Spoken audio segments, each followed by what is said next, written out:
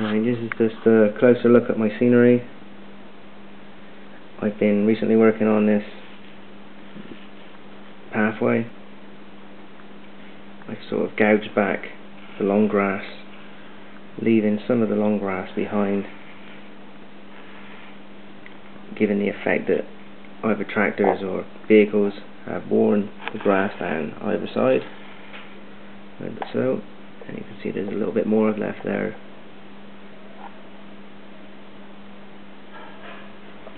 And this pathway has been created to give my rail guys access to the main lines for maintenance. My New Bedford, and that pathway has basically been ran from my main road. I've given the impression that some water may have ran down the hill, creating like a sludgy area here. I've kind of made it look darker here, as if this has been compacted with the car driving up and down, leaving little bits of greenery around to make it look more realistic.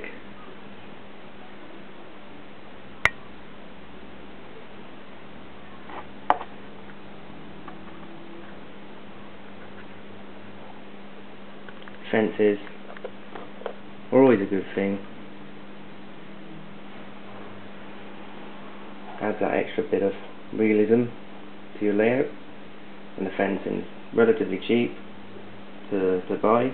If you wanted to choose the Hornby fencing like I have, it's pretty cheap. Or if you want to be more creative, you can try making it yourself.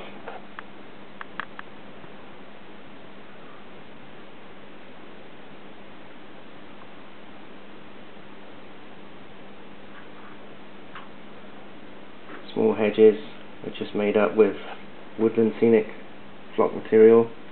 I normally use lynching underneath to create the bulk, and add scatter on the top of the lynching. It gives a nice effect.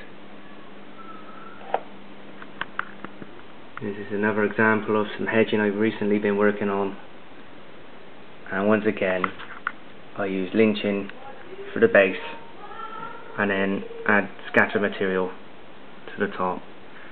To try and add little highlights, I use light green scatter just to add some texture and some extra colours and greens.